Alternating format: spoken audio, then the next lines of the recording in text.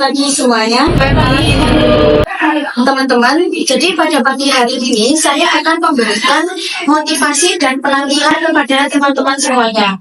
Jadi di sini kalian itu sebagai pembimbing di perusahaan tinggal semester akademik, kalian itu memiliki peran penting dalam mencetak generasi penerus bangsa. Oleh karena itu, saya akan memberikan bimbingan kepada kalian atau pelatihan bagaimana cara menjadi pembimbing yang baik. Nah, sebelumnya saya ingin bertanya kepada kalian, apa sih kunci utama untuk menjadi pembimbing yang hebat? Kemampuan untuk menjelaskan materi, Bu. Nah, benar sekali kan. Jadi, kita harus bisa memberikan penjelasan materi kepada murid kita itu yang jelas dan mudah dipahami. Nah, selanjutnya saya mau bertanya kepada kalian, apa sih hal yang harus kita lakukan supaya kita itu bisa menjelaskan materi secara jelas dan bisa mudah dipahami? Ya, Bu. Jadi kita harus memahami kemampuan murid, Bu. Nah, dengan banget Nuri, kita harus bisa memahami kemampuan murid. Jadi masing-masing murid itu memiliki kemampuan yang berbeda-beda. Nah, kita itu tugasnya untuk mencari tahu kebutuhan mereka itu apa sih. Jadi kita harus tahu bagaimana kita bisa memahamkan mereka. Saya akan memberikan cara-cara bagaimana kita bisa menjadi guru yang hebat dan kita bisa memberikan materi secara jelas dan bisa dipahami oleh murid. Lalu cara apa saja Bu yang harus kami lakukan? Nah, jadi di sini saya akan memberikan pelatihan kepada kalian semua tentang bagaimana kalian memberikan penjelasan itu secara mudah dan bisa lebih mudah dipahami oleh murid. Jadi yang pertama itu kalian bisa memberikan prioritas dan proses kepada murid-murid sebelum dan sudah memulai penjelasan. Nah, prioritas dan proses ini itu kalian bisa bikin soal atau kuis ataupun game.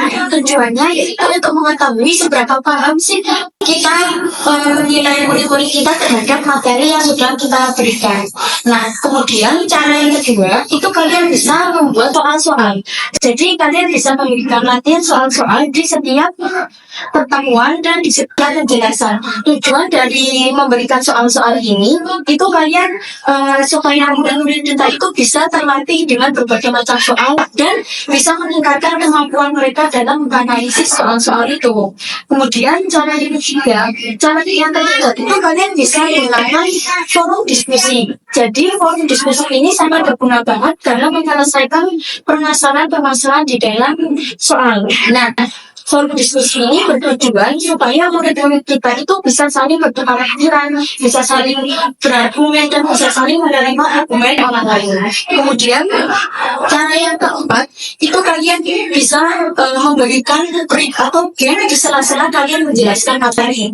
Nah, kalian bisa memberikan game yang terbaik buat murid-murid kita supaya murid kita itu bisa lebih senang dan refresh pikirannya, tidak terlalu sepanang ataupun bingung dengan materi. Nah, kemudian cara yang terakhir yaitu cara yang kedua itu kalian bisa mengadakan sebuah kompetisi antar murid. Jadi kompetisi ini bertujuan untuk melatih jiwa kompetitif murid-murid kita. Nah, dengan itu nanti kita akan memberikan sebuah bentuk penghargaan sebagai apresiasi kita terhadap murid-murid kita, sehingga murid-murid kita itu bisa lebih termotivasi dan lebih giat belajar lagi. Nah, itu tadi adalah cara-cara yang bisa saya berikan kepada kalian. Saya berharap kalian bisa melakukannya dan kalian bisa berhasil. Saya yakin kalian semuanya pasti bisa. Nah, itu tadi saya sudah memberikan pelatihan kepada kalian semuanya. Selanjutnya saya akan memberikan motivasi kepada kalian. Itu tuh sebagai wujud kepemimpinan saya kepada kalian. Jadi saya di sini memberikan motivasi itu tujuannya supaya kalian itu lebih semangat, lebih termotivasi lagi dalam bekerja. Khususnya kalian itu sebagai seorang guru yang berfungsi mencetak generasi masa depan. Sebelumnya saya ingin bertanya kepada kalian, apa sih keluhan utama kalian dalam menjadi pengajar? Saya masih sering saat mengajar, bagaimana caranya agar saya percaya diri. Nah, jadi rasa hukum itu artinya kamu peduli dengan pekerjaan kamu. Jadi kamu harus lebih percaya diri dengan kemampuan kamu. Ingat, kamu harus fokus kepada murid, jangan hanya fokus kepada kamu sendiri. Kamu harus menunjukkan bagaimana kamu bisa membimbing yang hebat. Kamu bisa menunjukkan bagaimana cara kamu bisa memberikan yang terbaik kepada murid kita. Jadi, ketika kamu merasa kurang percaya diri, ingatlah fokus pada tujuanmu. Bu, akhir-akhir ini saya masuk ke dalam masa saya juga mengajar. Apakah ada cara alternatif agar saya bisa mengembalikan motivasi saya? Motivasi itu bisa dilakukan. Jadi terkadang rutinitas itu bisa mengukurkan makna pekerjaan kita sebenarnya. Tetapi ingatlah, apa tujuan kamu mengambil proses ini? Dan lihatlah murid-murid kita yang sudah berhasil.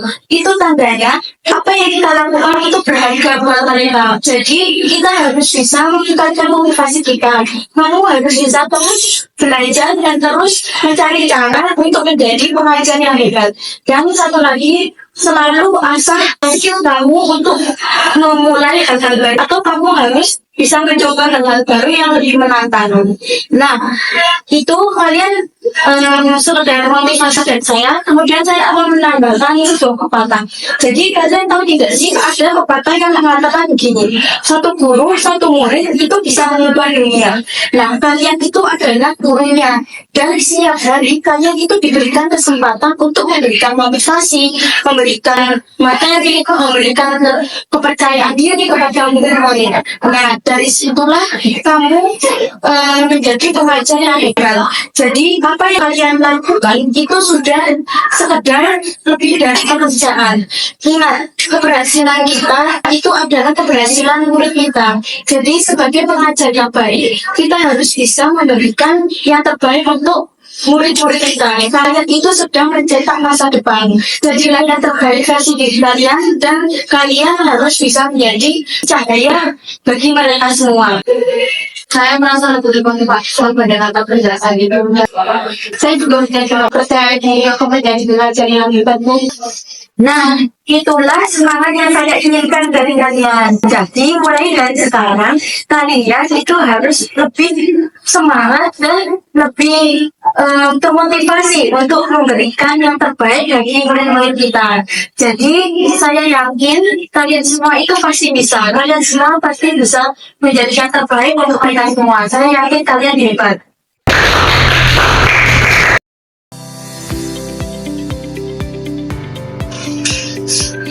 Selamat siang semuanya. Siang, Oke, jadi untuk siang hari ini saya mengadakan rapat untuk membahas tentang tanggung jawab sosial kita kepada masyarakat yang ada di lingkungan sekitar kita. apa yang akan kita lakukan sebagai itu tanggung jawab sosial kita? Nah, jadi saya rencananya itu ingin mengadakan program beasiswa dan juga program kelas online gratis. Program beasiswa ini untuk para pelajar SMA dan juga para pelajar mahasiswa. Untuk program beasiswa tersebut membutuhkan dana sebesar berapa yang akan diberikan kepada berapa siswa dan berapa mahasiswa. Jadi, saya akan memberikan program beasiswa ini kepada 10 pelajar SMA itu sebesar 3 juta, dan juga 10 pelajar mahasiswa itu sebesar 5 juta. Lalu bagaimana dengan pendanaan beasiswa tersebut? Jadi untuk pendanaan ini kita akan menggunakan dana dari laba perusahaan. Nah, laba perusahaan yang diperoleh dari periode sebelumnya itu akan saya gunakan untuk mendanai program beasiswa ini. Saya berharap program beasiswa ini dan juga kelas online gratis ini bisa memperkenalkan bimbingan belajar semester akademik kepada para pelajar secara umum, dan juga saya berharap semakin banyak para pelajar SMA dan mahasiswa yang bergabung dengan bimbingan belajar semester akademik ini. Oh iya, nanti setelah Zoom ini saya akan mengedit poster terkait program beasiswa dan juga kelas online gratis. Saya meminta tolong untuk Mbak Raisa dan nanti membantu saya ketika saya sudah selesai mengedit untuk mempublikasikan dipublikasikan di media sosial Semestia Akademi. Saya berharap ini program bisa berjalan dengan lancar dan kita bisa mendapatkan banyak murid baru. Baik Bu, saya akan membantu. Nah, ini saja yang bisa saya sampaikan. Sebelumnya, apakah ada yang ingin bertanya atau kurang jelas? Sepertinya tidak ada. Oke, kalau tidak ada, maka rapat ini saya cukupkan. Saya mengucapkan terima kasih banyak kepada kalian semua sudah menghadiri rapat kali ini. Saya mengucapkan terima kasih dan selamat siang.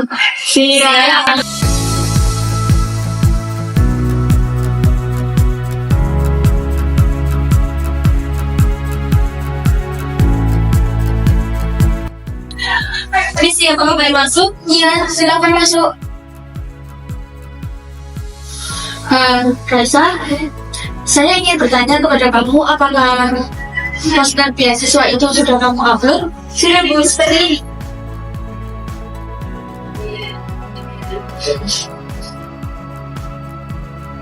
Baik, Mbak Raisa, terima kasih sudah membantu saya. Ini saya kembalikan. Terima kasih. Saya berharap dengan adanya program ini nanti bimbingan belajar kita bisa lebih dikenal di banyak pelajar. Dan juga program beasiswa ini bisa bermanfaat untuk para pelajar yang bisa menerima beasiswa ini. Saya juga berharap program ini bisa berhasil. Baik, terima kasih Mbak Alisa. Terima kasih. Ya, silakan.